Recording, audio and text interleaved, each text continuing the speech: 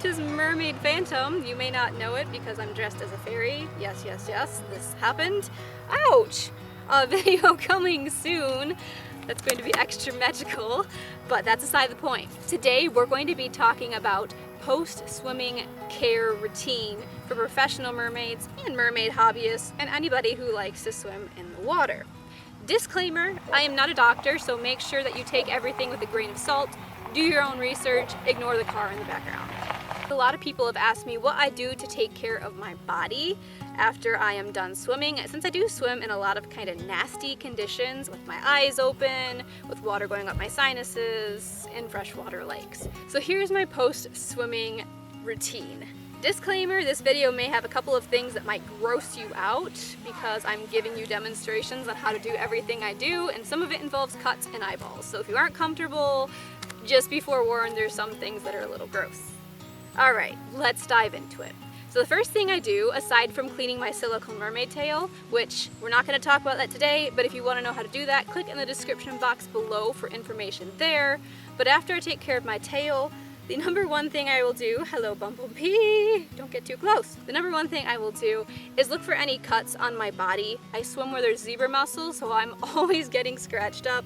I have a big cut right here that I got like a week ago, and what I'll do is I'll take some hydrogen peroxide or some rubbing alcohol and I'll pour it into the cut, wash it out really good, and just make sure I disinfect that so I don't get any infections or just, you know, nasty swelling or anything like that. After I do that, I hop in the shower and I will wash off really good. Even though Lake Michigan is very, very clean, on the outside, there's a lot of stuff in there like gasoline, zebra mussel babies that you can't see, and duck poop, parasites, all sorts of nasty things that you don't really want on your skin when you go to bed. So I always wash off really, really good after every swim, no matter how clean I feel. And I will also, when I'm in the shower, I will take a special conditioner. And this one is from Love, Beauty, and Planet. They aren't sponsoring this video, but I will link their stuff in the description box because I love it. I use it for my tail, I use it for my body, I use it for my hair. This stuff is amazing. I use this in addition to normal showering supplies, and I'll use it in a very unique way. I use this conditioner to melt the makeup off of my face because it does contain coconut oil, and I will set it on my waterproof makeup. Careful on the eyes, and I will just let it sit there for a little bit, and it kind of starts to break down the makeup a little bit, and it makes it easier to get the waterproof mascara and eyeliner off. So that's a little pro tip for you there, but that's really helpful for cleaning your face, and then also in general just clean your body off really good. Once I'm done taking a shower, I will go ahead and moisturize with whatever lotion we have laying around. But when it comes to my face, I make sure to use a very specific type of lotion. I like to use a natural lotion, and I like to use something that's very lightweight because I am the kind of person who has very sensitive skin while also having dry skin from all the swimming I do, because I am literally the kind of person who wakes up in the morning, works out, showers, swims, showers again.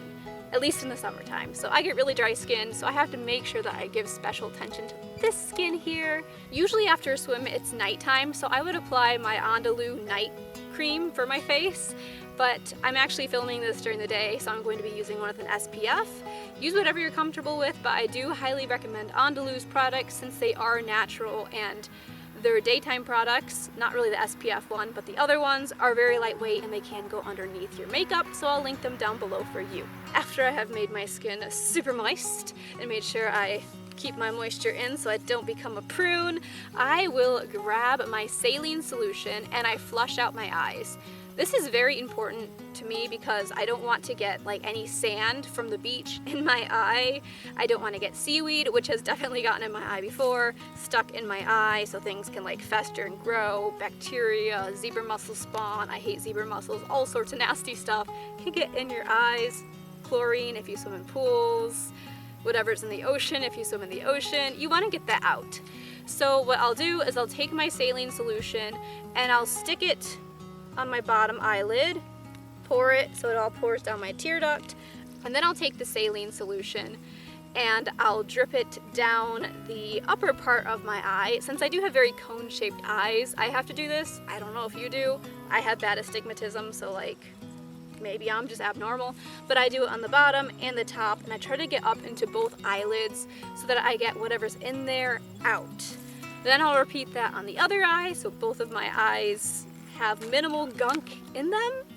And if my eyes are really, really burning after a swim, I will use an ointment of some sort or some drops depending on the time of the day. I will link my favorites down in the description box, and I'll also put a little eye care video down there too. We'll talk about the different products and techniques that I use to help keep my eyes healthy and moisturized before drying them out in the pool or the lake or wherever. Once I've taken care of my eyes, there's two other things that I will do. Sometimes these things are things that I won't do every single time after a swim. I kind of tend to do them on an as-needed basis, and that would be to rinse out my nose with some saline solution. It's like a special stuff that's for your nose. You could probably use a neti pot for this. I just don't own one, but I do like to make sure I try to get whatever's in my nose out if I've been in a lake that's really, really nasty. Like one time I was filming for a movie, and I'll link it down below when I'm able to. I can't tell you anything else about that, but that area I was swimming in had a lot of boat traffic. There was a lot of gunk up coming out of the water, and I sucked a lot of it in my nose. It also smelled like gasoline. It was nasty, so I made sure to flush my nose really, really good. So I'll do one of two things. I'll either tilt my head to the side and let water run from one nostril out to the other like a neti pot, or I'll do something else where I kind of tilt my head back, let it run down my throat and out my tongue, which sounds disgusting. It gags you a little bit, but it helps. Again, seek doctor advice. This is just what I do. Maybe I'm crazy.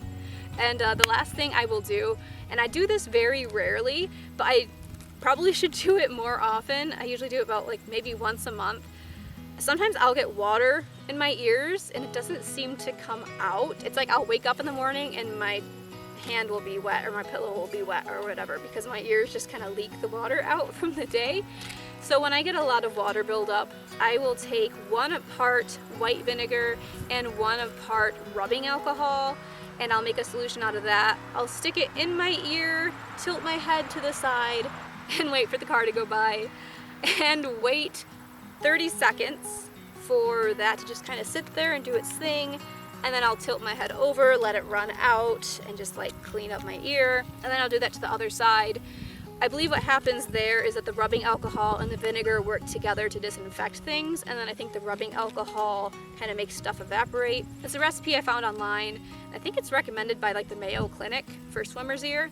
I don't know, but that's what I do. Just be careful if you do have any damage to your ears. It will really burn, and you don't want to feel that. So again, doctor's advice, and just use common sense when doing any of these things and be safe. Oh yeah, and one thing I forgot to mention is sometimes I'll do some stretches.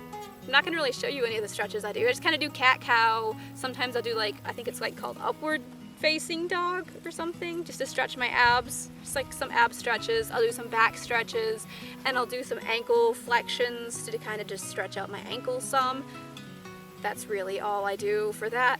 But that is my post-swimming care routine as a professional mermaid. Feel free to drop any tips you have down in the comment section below, and also let me know if you found this helpful.